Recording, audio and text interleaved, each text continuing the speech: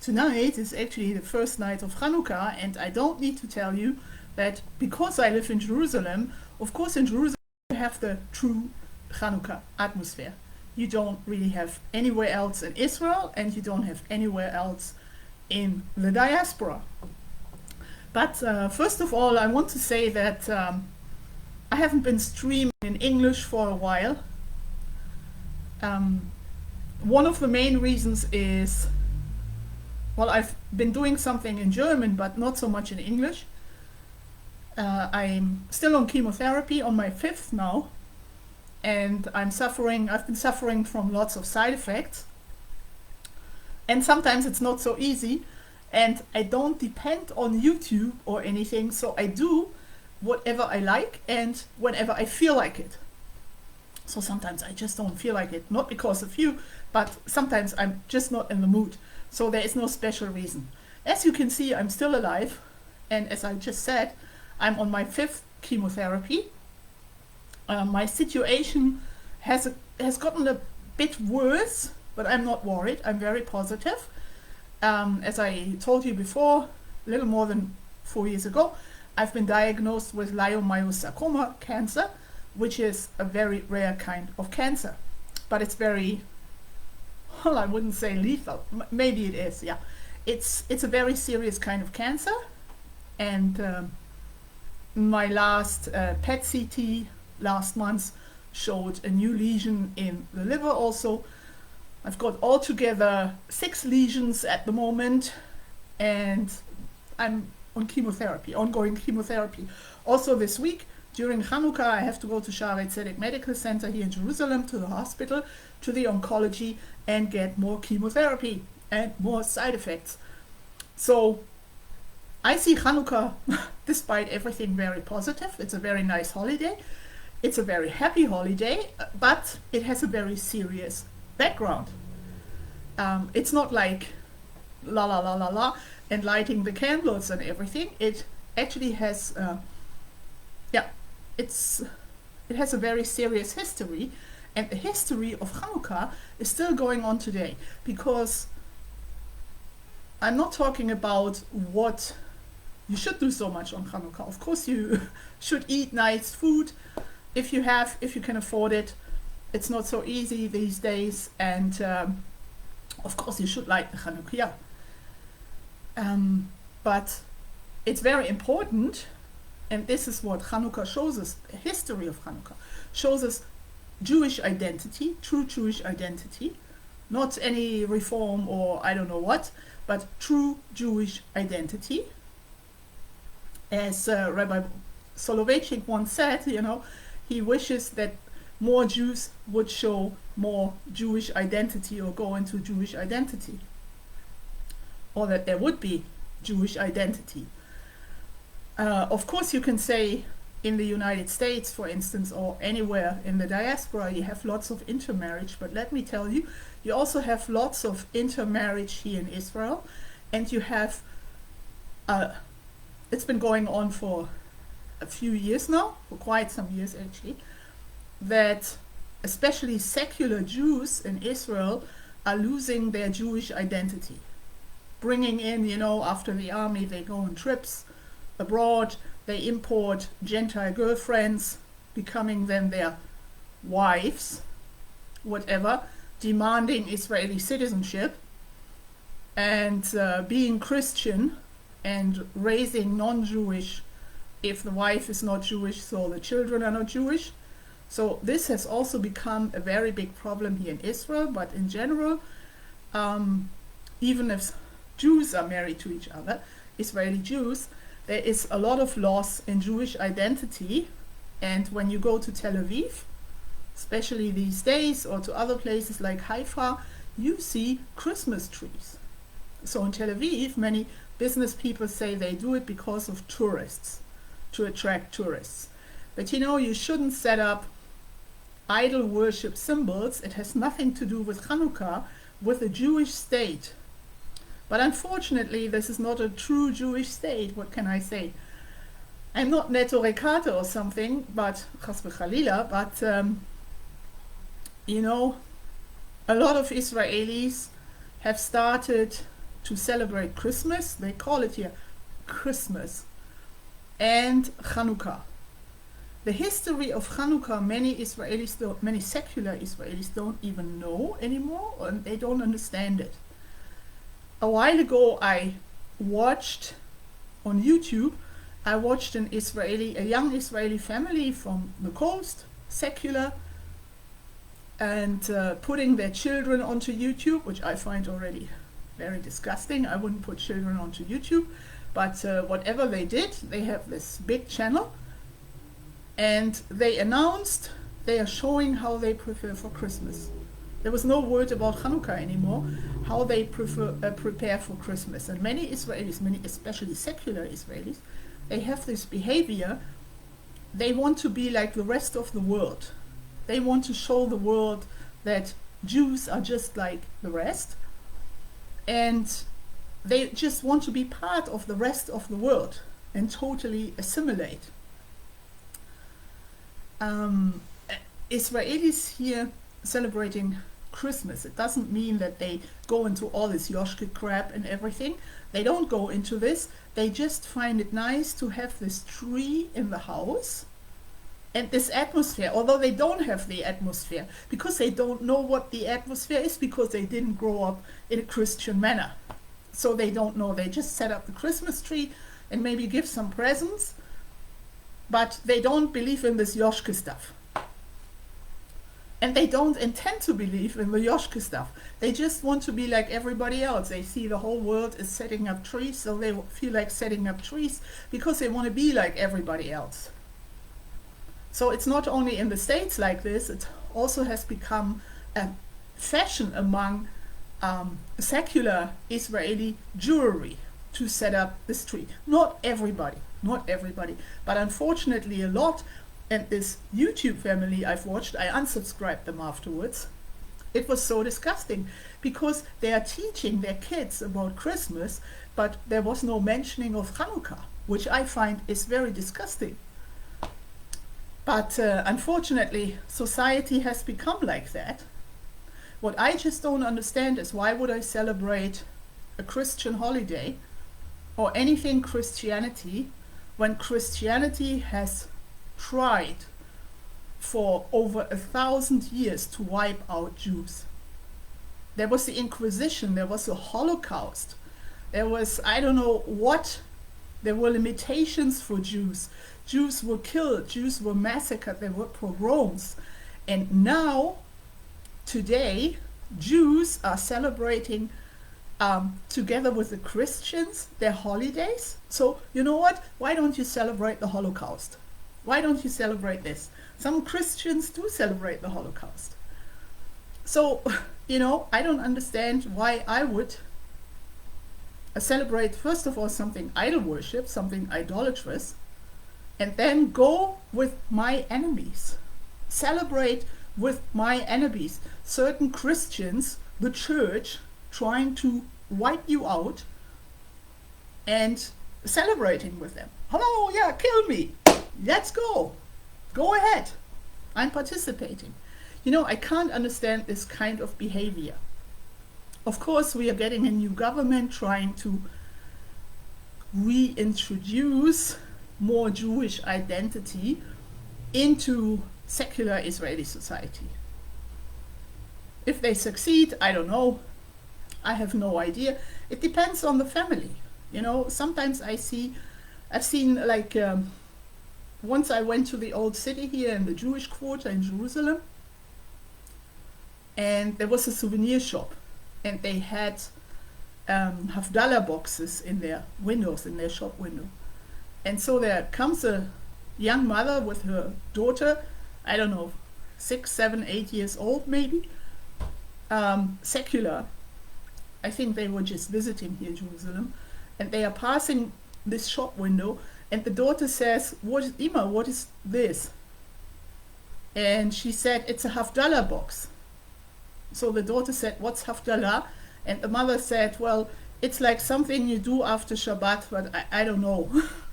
You know, this is, in a way, it is so sad. Because let me tell you one thing.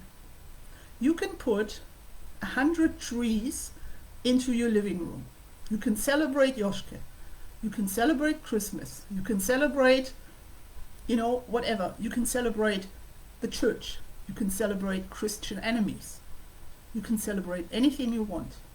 But Christians will never accept you. You are always Jewish. And they always make you feel that. I come from Germany. I was born in Germany. And I know that. There are always situations in life. Doesn't matter where in society. It doesn't matter if it's Germany, if it's the United States, if it's anywhere in the world. There are always situations when you, as a Jew, are being told that you are a Jew. You will never be accepted. You can give up your Jewish identity to the non-Jews, to the Gentiles. You will always be Jewish. And these situations sometimes popping up. I had this. And friends of mine said this. I thought they were friends. They were not Jewish. But, and then it showed me, you can't have, in certain respects, you can't have non-Jewish friends. Because they always remind you, in one way or the other, that you are not part of them. And you can even put a Christmas tree on your head and, I don't know, cover yourself in a Christmas tree and be Santa Claus. You will never be part of Gentile society. And this is what you have to understand. And this is what Hitler showed everybody. To him, everybody with Jewish ancestry was a Jew. Halachic or not halachic, wiped out in Auschwitz or somewhere else. And this is what you have to understand. But unfortunately, people don't understand. Maybe some people understand living in the diaspora, being always reminded of something. There's always a situation popping up. And you're being reminded of you are Jewish, you are like this. So at least this was my experience living abroad. But this is the way it is. But you always had Jews all over history assimilating, getting lost through intermarriage, whatever, and not sticking to their identity. So you've always had this all over history. Chanukkah in Jerusalem, as I said, is very special because we've got the atmosphere here. Of course, everybody says you have to eat sufganiyot, like the jelly donuts.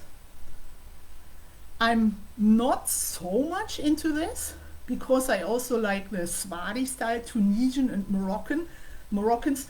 Here in Israel, here in Jerusalem especially, they have their own traditional greasy, oily food. I also like that. Unfortunately, it has too many calories. Everything has too many calories. But if you're here in Jerusalem or somewhere else in Israel, you should also try the Moroccan style and Tunisian style, not only sufganiyot, the donuts. It's getting boring after a while.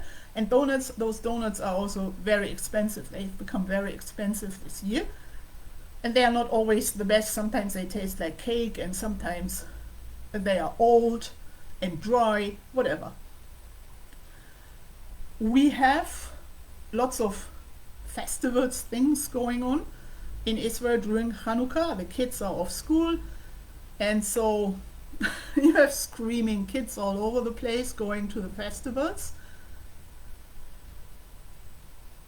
I think in secular society it's more that kids have more demands, like Chanukkah presents every night.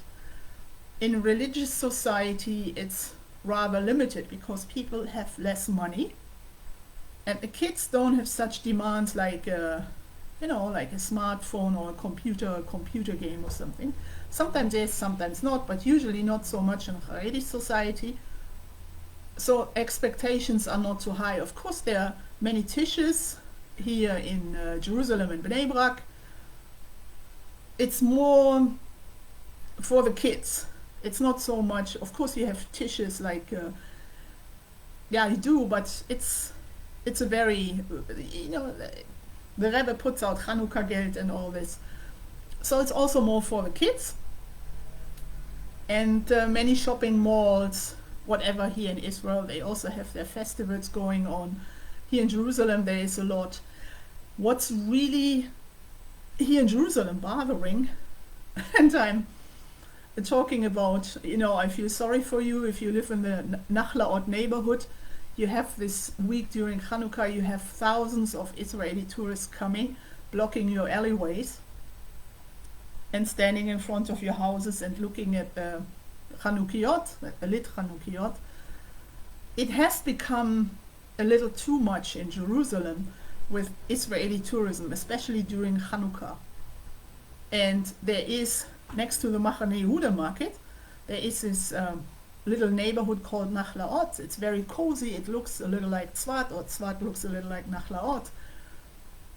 And it's very nice there. Old houses, very cozy atmosphere, narrow alleyways and everything. And so people like to light their Chanukiot outside, and it looks very nice. It's very, there's a special kind of atmosphere. So you have thousands of Israeli tour groups coming, running through Nachlaot. And years ago, until 10 years ago, I used to go with friends, to Nachlaot, and there were only people from Jerusalem, some, and people from Nachlaot, and you could move. Today you can't move because it's so crowded, and I don't even want to mention the toilet issue because there are no public toilets.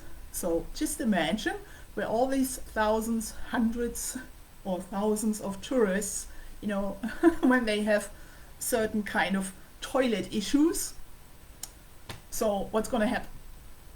So of course people in this neighborhood, they're very upset because you have these tour groups throughout the night. Sometimes their guide is screaming into a microphone, and you have this, as I said, throughout the night. Toilet issue, noise, litter, everything is trashed, everything is full, and everything is just a mess. So I haven't been going to Nachlaot on Chanukkah for a couple of years now, not only because I'm limited because of chemotherapy, but I wouldn't go anywhere. And if you want to see something, there are many other neighborhoods all over town where you can go and see Chanukiot and have a certain kind of atmosphere. Even if it's on Talpiot or something, you don't have to be in Nachlaot being part of the crowd and, having a mess and you can't move and you are stuck in an alleyway because of all those tourists. During the day, the tourists, Israeli tourists I'm talking about, they are already coming on buses and going to the Machane Yehuda market, and even the vendors in the Machane Yehuda market across, they are not very happy because those people don't buy anything. They don't buy fruit and vegetables.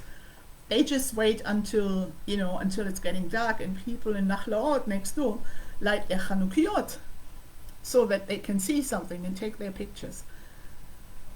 But vendors are upset because those people don't buy. I mean, why would you go and buy fruit and vegetables? You are like on a tour bus. So you don't do this. You maybe sit in a cafe and have something, a snack, but you don't do your shopping. And other people like living here, like residents, they come to the Machane Yehuda market and they want to do their shopping, their weekly shopping, but they can't because they can't get anywhere because it's so crowded. So they stay away. So this whole Chanukkah week here in Jerusalem is like a little messy. You can go somewhere, but on the other hand, you can't go somewhere because it's too crowded. And of course, people want to go into Haredi areas, but the Haredim don't want them. Because, you don't go there, screaming into microphones and singing and clapping and, not properly dressed, whatever. Hanukkah is a very nice holiday, and it's very nice here in Jerusalem, everything, but the tour groups have become a little too much for our city. It has become too much, it's gone too far, and even in our neighborhood sometimes, it's really bothering when people come here on Shabbat screaming into microphones. I mean, it's a secular neighborhood where I live, but it still bothers when people stand underneath your kitchen window with a tour group, Israeli tour group, screaming into the microphone, and at the toilet, people have to sit somewhere in entrances or wherever they sit, because there's the total lack of public toilets here. And well, sometimes people have to go, what can I say? This is what's happening. Yeah, well, it's a lot of action and everything, but it's also, sometimes it's really annoying. So I'm trying to stay away from these crowded places, from these festivals and everything. And I'm also suffering from side effects, but even if not, I wouldn't go to the crowded places. I can't recommend it. It's gonna be a mess, it's gonna be expensive, you're gonna be ripped off. Well, this is a negative side, but Chanukkah, it's still a very nice holiday when you stay inside and don't see anybody. No, joking. But this is what I have to say. As I said before, I have to go to the hospital this week. I have more chemotherapy, and we will see what's going on Chanukkah in the hospital, because they also have, I'm not there at night, but usually at Shaarei Tzedek Chabad, a bunch of Chabadnikim are coming in to light the Chanukiah. But they also have things going on and everything for the patients, and we will see how it's going. So maybe I make one or the other video, because I don't know, it's still a nice atmosphere, and even if you're at the oncology, you can still enjoy Chanukkah. What can I say? So this is what I wanted to tell you. Otherwise, I'm fine. Looking forward to the holiday. And yeah, I'm pretty optimistic. Well, I have to be. I'm not, as I told you before, I'm not this whiny person. I'm not whining. I'm not laying in bed the whole time, chas v'chalila. But I think that Chanukkah should us remind of some serious Jewish history, and not only la la la la la, like Sufganiyot and Chanukiot. Of course, this is also important, but it has to do something with Jewish identity. And I think that people should also consider this, and not only going shopping and running through alleyways and looking at Chanukiot, but also concentrating on their own being, on their own Jewish history, and where the generations are going. And of course, not celebrating with the enemies of Judaism, where you never going to be accepted anyway. And you will know this at certain points of your life when it comes to certain situations, as I've said before. And be honest when such situations are coming up. And don't ignore them, because it's a sign that you will never be accepted as a Jew among Gentile society. Thank you very much for listening, and Chanukah Sameach from Jerusalem.